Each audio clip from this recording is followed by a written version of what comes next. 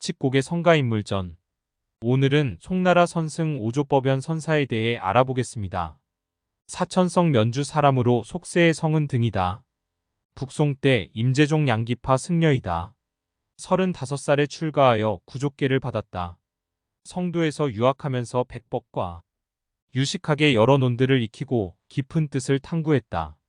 어느 날 교문에 의심이 생겨 몸으로 증엄하고 이해하고자 책 상자를 짊어지고 남쪽으로 회절을 건너 만나는 고승마다 두루 물었지만 끝내 깨칠 수 없었다. 다시 원조 종본을 뵙고 고금의 공안 고칙을 물었다. 또 부산법원을 참례하고 나중에 백운수단 선사에 몸을 맡겨 부지런히 창구해 마침내 확연처로하고 인가를 받았다. 법연 선사의 오도송은 다음과 같다. 산기슭한 떼기 쓸모없는 밭. 두 손 모으고 공손히 노인에게 물으니 몇 번이나 팔았다가 다시 사들인 것은 송죽의 맑은 바람이 좋아서란다. 법연은 수단에게서 법을 얻어 임재종 양기파 법맥을 이었다. 얼마 뒤 명령에 따라 분자하여 대중에게 진리를 열어보였다. 법연이 수단 문화에 머물렀을 당시 그의 인품과 수행력을 알 수 있는 일화가 있다. 법연이 방앗간 소임을 보았는데 쌀과 보리를 찌어 팔아 돈이 들어왔다. 법연은 보시금을 자신의 호주머니에 넣고 대중에 공개하지 않았다. 한 승려가 수단에게 이렇게 말했다. 법연이 돈을 축적해서 매일 술 먹고 여자까지 숨겨두었습니다. 점차 절 안에 나쁜 소문이 퍼졌다. 법연은 일부러 조심하기는커녕 보란듯이 돈을 감추고 여자를 희롱했다. 이에 스승이 법연을 불러놓고 산을 떠나라고 했다. 그러자 법연은 소임을 인계해야 하니 3일 정도 말미를 달라라고 했다. 며칠이 지나 법연이 산을 떠나며 스승에게 자신이 소임을 살며 모은 돈 3,000냥을 내놓으며 훗날 불사에 쓰라고 하였다. 당시 3,000냥이면 매우 큰 돈이었다. 시기 질투한 이들의 소행임이 밝혀져 법연은 누명을 벗었다. 법연은 스승 곁을 떠나 여러 곳을 다니며 선지식을 찾았다. 법연은 당시 임재종 선사인 부산 법원 문화에 머물며 공부하였다.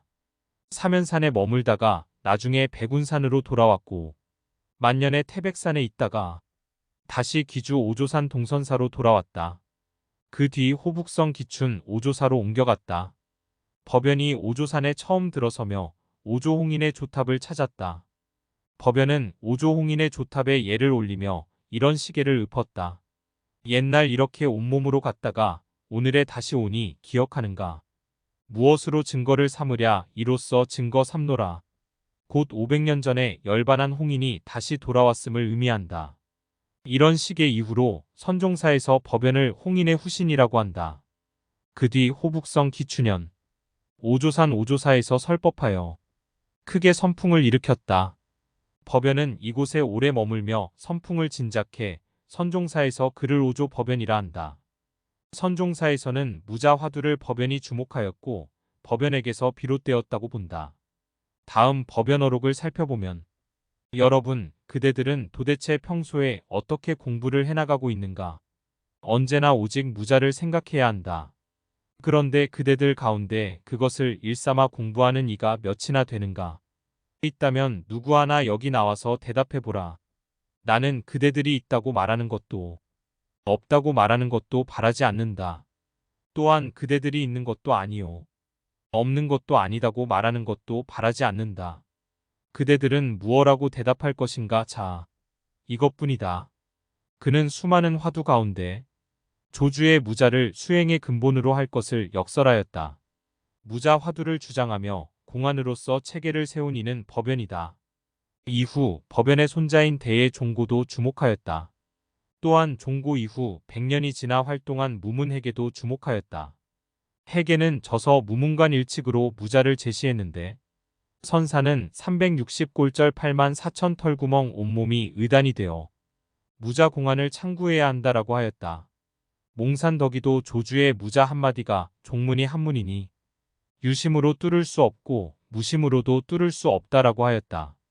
어찌되었든 법연이 화두로 삼은 이래 무자는 근자에 이르기까지 성객들이 가장 많이 들고 있는 독보적인 화두이다. 어느 해 법연이 다른 사찰의 조실로 초대되어 도량을 떠나게 되었다. 제자들이 법연을 찾아와 스님께서 이번에 떠나시면 언제 또 뵙겠습니까? 저희들이 일상에서 살아갈 만한 지침을 내려주십시오라고 간청하자 세력을 다 부리지 말라. 복을 지나치게 추구하지 말라. 좋은 말도 다 하지 말라. 규율을 다 지키지 말라라는 법연 사계를 설하였다.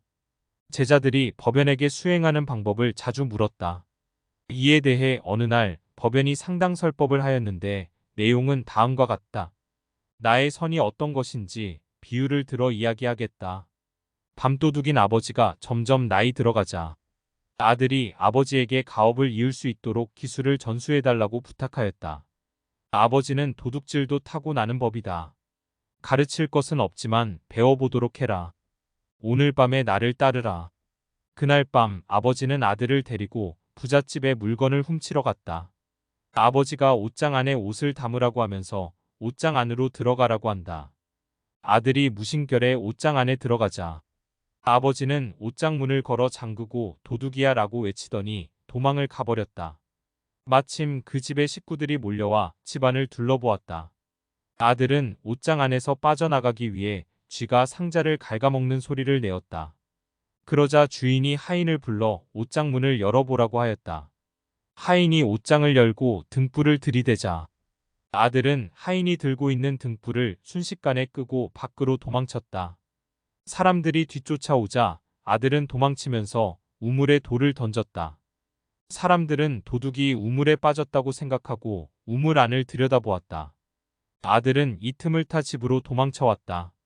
아들이 집에 돌아와 아버지에게 투덜거리자 아버지는 태연스럽게 말했다.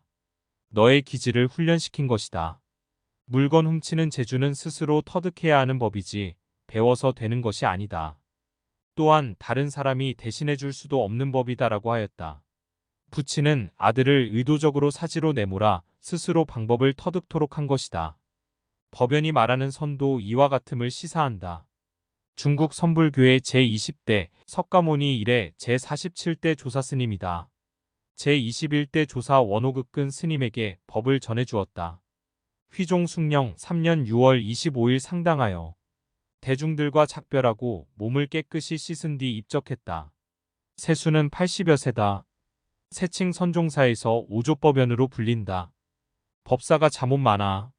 불안청원과 태평액은 원호극근이 가장 유명해. 이들을 법연상걸 혹은 법연하삼불이라 칭한다. 저서에 황매동산 연화상어록과 서주백 운산해외 연화상어록 등이 있다. 이상 성가인물전 오조법연 선사에 대해 알아보았습니다. 위 내용을 참고하셔서 여러분의 영성 공부에 활용하시길 바랍니다. 경청해 주셔서 감사합니다.